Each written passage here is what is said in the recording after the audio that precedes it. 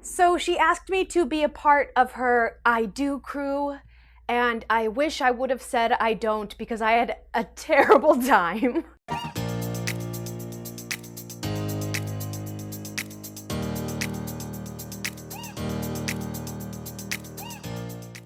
Hi everyone, welcome back to my channel, or welcome to my channel if you're new here. Thank you for clicking on my face. That really means a lot to me. I appreciate it. My name's Jacy and I like to do story times on this channel, and today's story is about a disaster of a bachelorette party. Now, recently I did host a bachelorette party for my lovely sister. It was actually a wifelorette because she was a COVID bride and couldn't get the bachelorette party of her dreams. So she's already married, so we called it a cute little wifelorette. And that was an incredible time, super fun. That is not what this story is going to be about. But it was inspired by it because as I was helping her plan that party, I kept saying, you know, it's hard for me to plan a bachelorette when I've never even been to one. And then it suddenly occurred to me that I have been to some, but my brain just repressed them for some reason.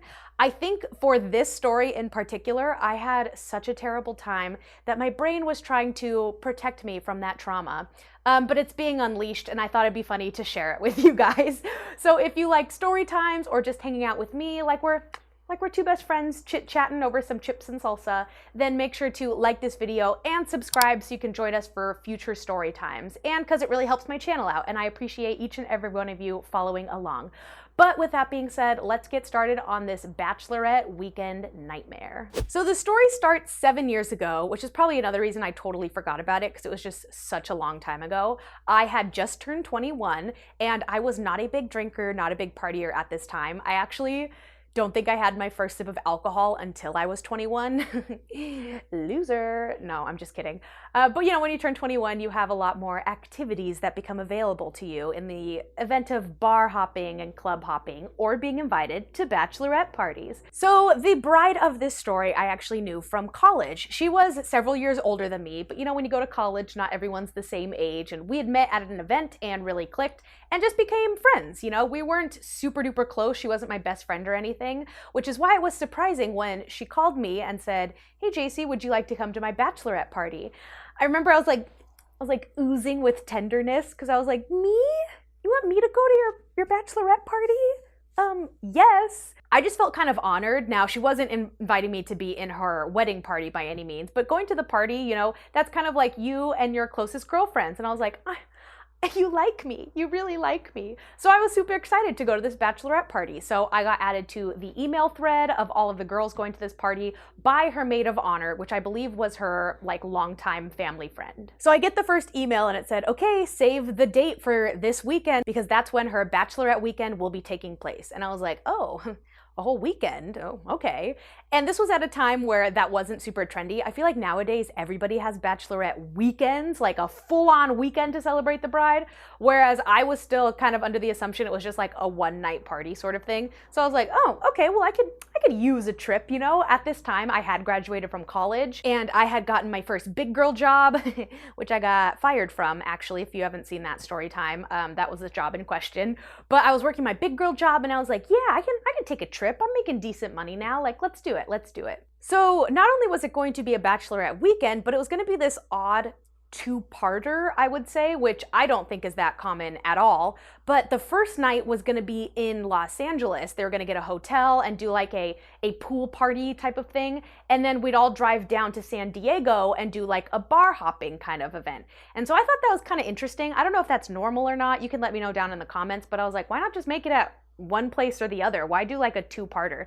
But you know, in this situation, whatever the bride wants, the bride gets. So night one was going to be on a Friday night in Los Angeles, and I kindly informed the maid of honor that I would not be able to make that night because I had to work, and it just didn't really make sense for me to like drive all the way out to LA super late while they had probably already had the pool party during the day. So I just said, I'll meet you guys in San Diego. I'll just drive myself down there and catch up with the festivities later.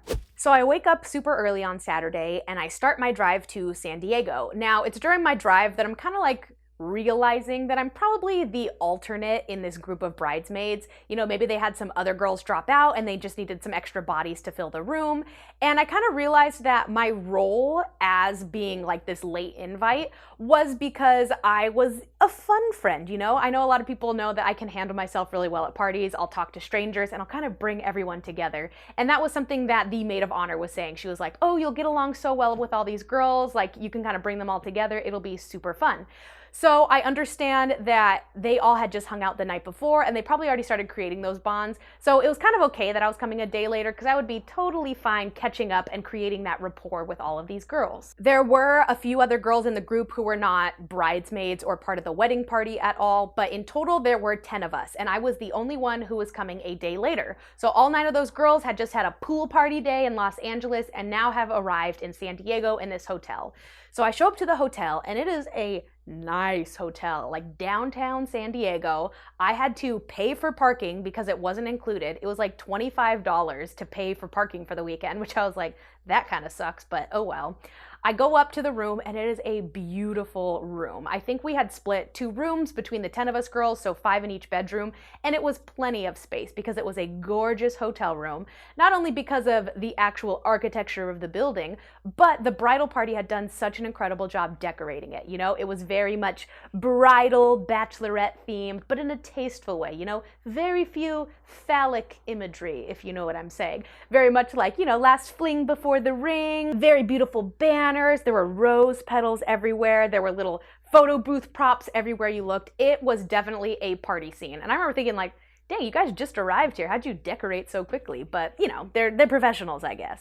So I arrive and I am handed a gift basket, and inside this gift basket was a t-shirt that said like Bride Tribe. I had a hat that said Bride Tribe, a couple of tattoos. I had a custom made tumbler with my name on it, a koozie with my name on it. There were a bunch of those little tiny little baby bottles of liquor on like a little bouquet, as long as some candies. It was a beautiful gift basket.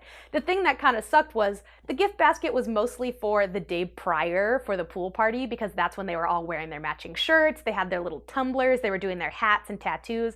I kind of missed out on that, but I was like, well, at least I got a gift basket. You know, this is kind of nice. I appreciate it. So I start doing my perusing, getting to know all the girls, and you know, they're super cool. They're all super fun. And we're all just kind of like casually drinking. And I'm looking in the hotel room and I remember thinking, this is a lot more booze than 10 of us girls could ever imagine finishing in the one night we have remaining here, because we were gonna go out that night.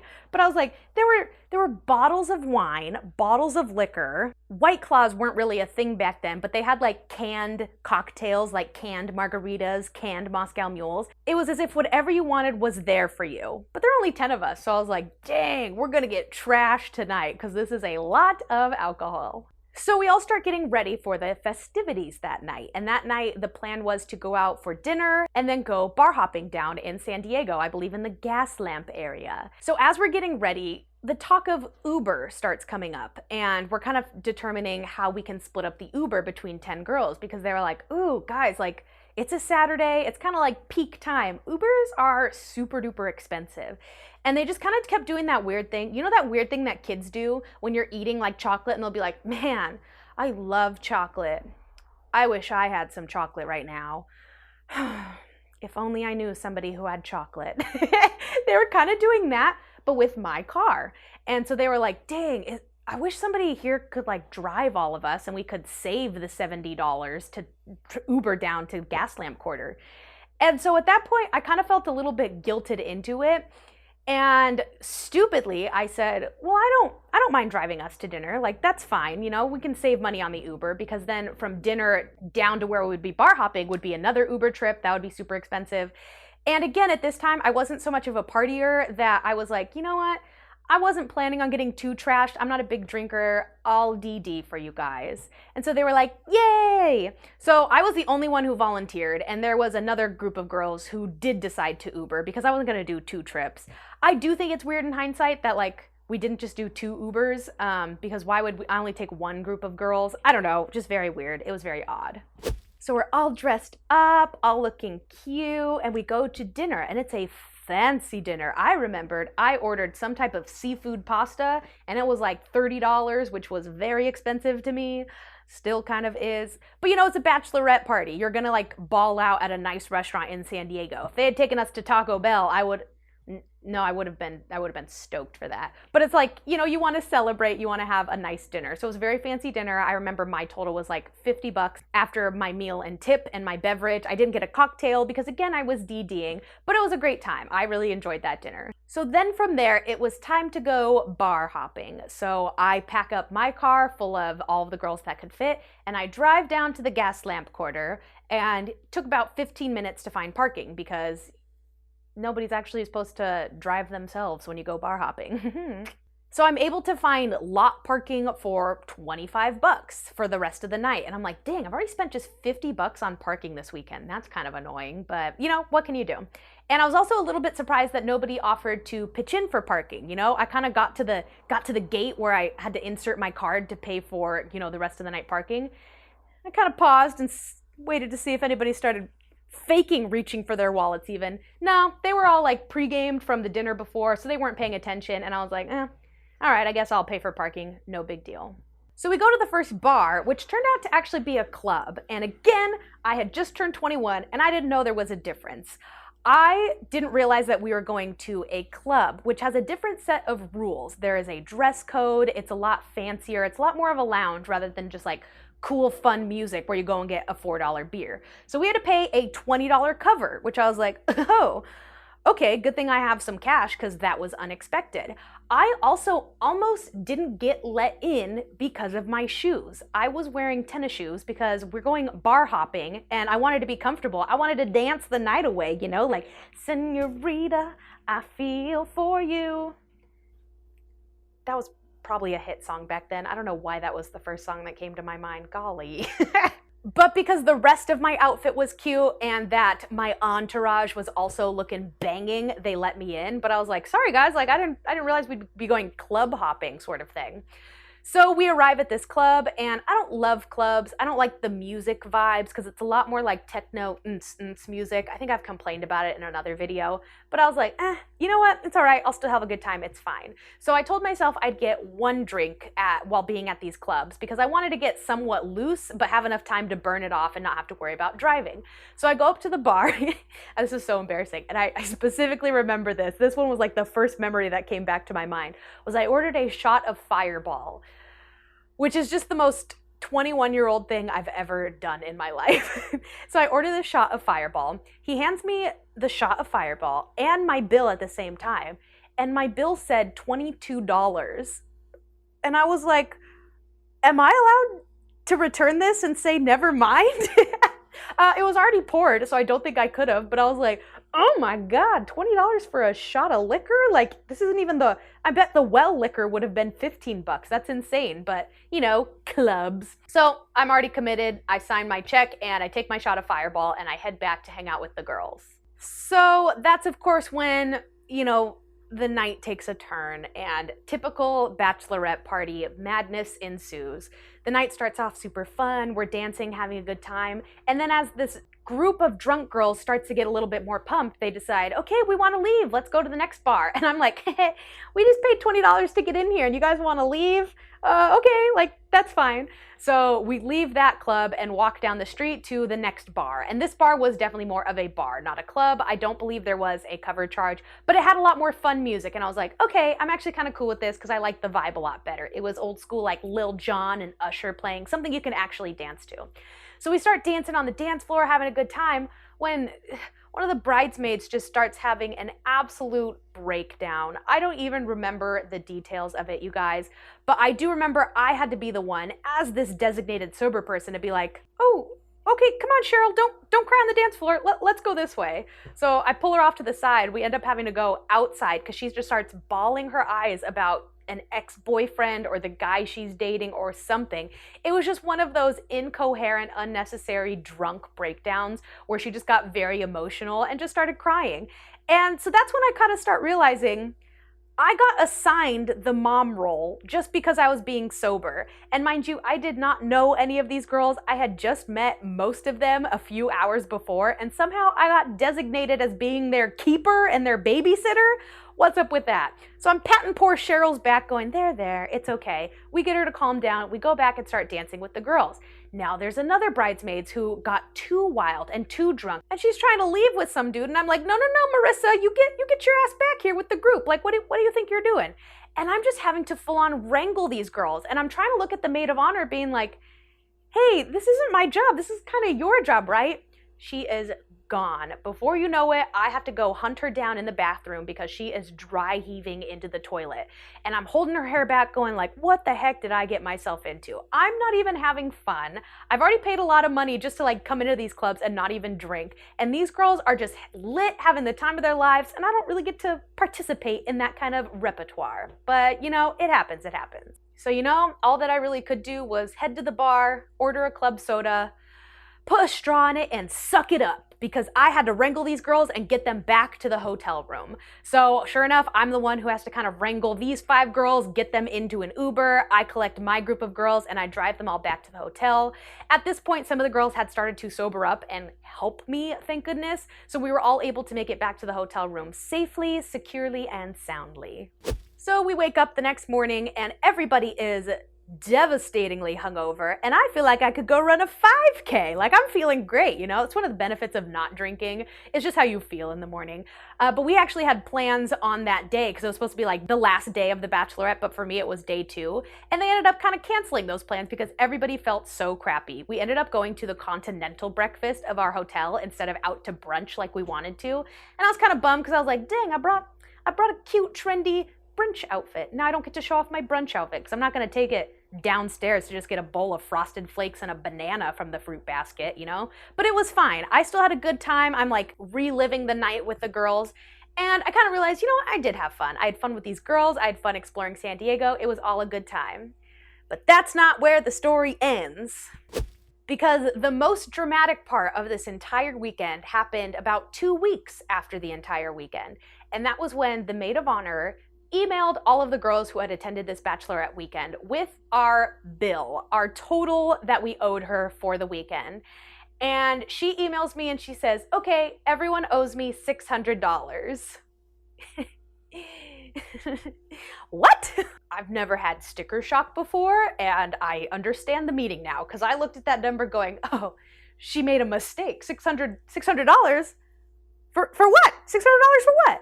And this email was not accompanied by any kind of information, no breakdown, no kind of details about what that money went towards. And I was like, can you send me a breakdown of what these costs are? Because I'm just a little taken aback that it was this expensive. So she didn't respond for a couple of days, probably because she was like, oh shoot, I have to itemize these items? Crap, let me do that. So she sends me back this long email of the whole weekend itemized, and basically what she had done was taken the entire 3-day weekend, 2 nights, and just divided it by 10.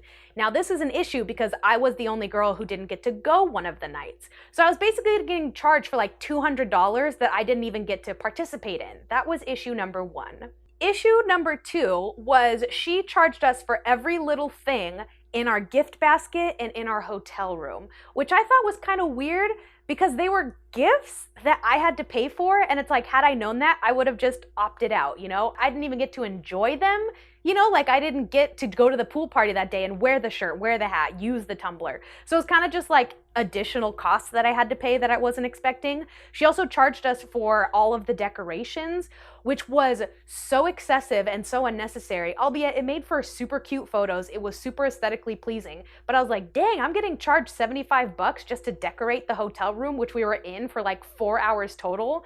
That's kind of a lot.